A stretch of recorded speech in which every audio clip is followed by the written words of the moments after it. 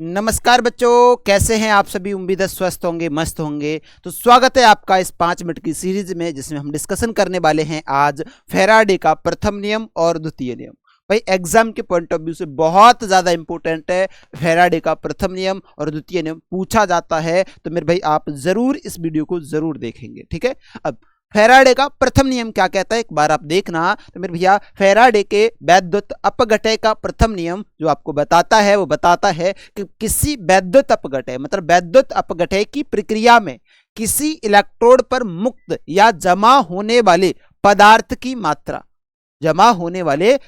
की मात्रा उसके घोल में प्रवाहित किए गए कुल वैद्युत आवेश या विद्युत की मात्रा के सीधे समानुपाती होता है। मतलब हम इसका गणितीय रूप लिखेंगे तो ये कहना चाह रहा है जो जमा हुई मात्रा जो है वो m है, मतलब उस जो द्रव्यमान है वो आपका पदार्थ की जो मात्रा है वो कितनी है, m है। और वो किसके समानुपाती होगा, या जो उसमें विद्युत धारा प्रवाहित की जा रही है या विद्युत की मात्रा जो प्रवाहित की जा रही है उसके समानुपाती होगा। ठीक है, उसके समानुपाती होगा, मतलब m जो है समानुपाती होगा किसके, q के। अब हम क्या करेंगे, यहां पर m बराबर, यहां पर हमको एक स्थिरांक लेके आना पड़ेगा। z हमने एक स्थिरांक ले लिया। अब आपने एक फार्मूला पढ़ा होगा, I इजिकल्स टू क्या, Q अपॉन में T। पढ़ा है कि नहीं पढ़ा है ना। विद्युत धारा बराबर आवेश अपॉन में समय, है ना, टाइम। ये पढ़ा है नहीं पढ़ा, हाँ भैया। तो यहीं से हम कह देंगे ये Q बराबर क्या हो जाएगा आपका IT हो जाएगा। क्या हो जाएगा भैया, IT हो जाएगा। यहां पर आप लिखेंगे m बराबर, यहां पर लिखेंगे z, ये आपका I और ये आपका हो जाएगा t। ठीक है, ये क्या हो जाएगा z, मतलब आपका m बराबर, यहां पर ये आप लिखेंगे m बराबर ZIT जो है वो आपका हो जाएगा। ठीक है, तो ये फैराडे का प्रथम नियम हो जाता है। क्या हो जाता है, फैराडे का प्रथम नियम हो जाता है। और यहां पर ये वाली बात आप लिख लेना, z क्या है, ये z एक आपका स्थिरांक है या हम कहेंगे एक नियतांक है। ठीक है, z क्या है भैया, z एक आपका स्थिरांक है या मेरे भैया आप कहेंगे एक नियतांक है। ठीक है, कैसा, वैद्युत रासायनिक स्थिरांक या वैद्युत रासायनिक तुल्यांक को ये रिप्रेजेंट करता है। ठीक है, और यहाँ पर ये वाली बात भी मैं आपको बता देता हूं, तो z बराबर जो होता है वो आपका E अपॉन में F होता है। और F यहाँ पर क्या होता है आपका फैराडे कांस्टेंट होता है, जिसका मान होता है 96,500। ठीक है, 96,500 इसका मान होता है, वैल्यू होती है। ठीक है, चलिए अब देखो यहां से आगे हम बात करेंगे।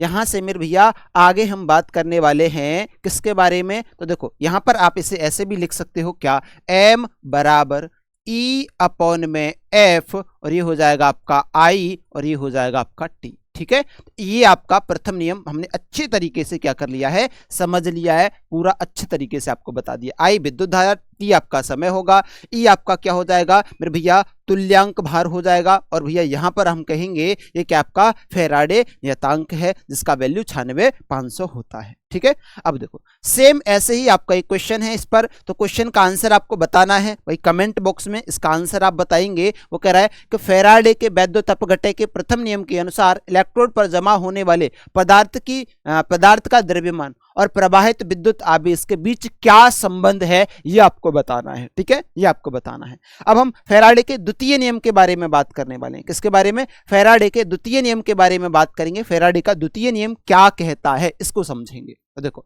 फैराडे का द्वितीय नियम कहता है कि जब श्रेणी क्रम में जुड़े हुए विभिन्न वैद्युत अपघटय के विलयनों में समान विद्युत धारा प्रवाहित की जाए। हमारे पास देखो ये दो अलग अलग क्या है, दो अलग अलग वैद्युत अपघटय के विलयन हैं, उनको हम क्या कर देते हैं, एक सीरीज में जोड़ देते हैं, कनेक्ट कर देते हैं और उसमें समान मात्रा में विद्युत धारा प्रवाहित करते हैं। और वो कह रहा है समान समय तक क्या की जाती है, प्रवाहित की जाती है। तो इलेक्ट्रोड पर, वो कह रहा है तो इलेक्ट्रोड पर जमा होने वाले पदार्थ की मात्राएं उनके तुल्यांकी भारों के क्या होगी, सीधी की सीधी समानुपाती होंगी। क्या होंगी, सीधी की सीधी समानुपाती होंगी। तो आप ये कहेंगे जो m जो है वो समानुपाती होगा किसके, E के। ठीक है, E के जो है समानुपाती होगा। ठीक है, तुल्यांकी भार, इसको क्या कहते हैं हम, तुल्यांकी भार जो है वो हम कहते हैं, इसके समानुपाती होगी।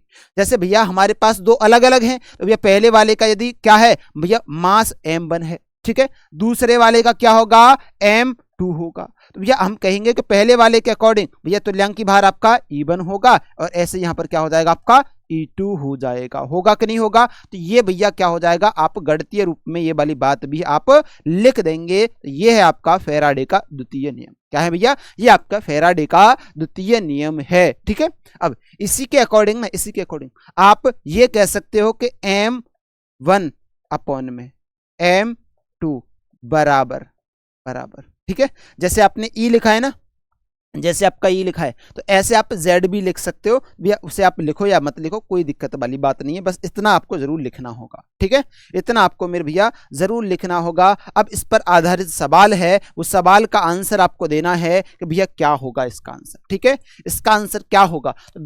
फैराडे के द्वितीय नियम के अनुसार, फैराडे के द्वितीय नियम के अनुसार जब वैद्युत अपघटय में समान मात्रा में विद्युत धारा प्रवाहित की जाती है तो इलेक्ट्रोड पर जमा होने वाले पदार्थ की मात्रा किसके समानुपाती होगी? ये क्वेश्चन का आंसर आपको देना है। ठीक है मेरे भाई, तो एक बार जरूर बताइएगा क्लास आपके लिए कैसा रहा। मेरे भाई बहुत ज्यादा इंपॉर्टेंट क्लास है, आपके बोर्ड एग्जाम में यहाँ से सवाल जरूर आएंगे। तो मिलते हैं अगली वीडियो में, तब तक के लिए स्वस्थ रहो, मस्त रहो, पढ़ते रहो।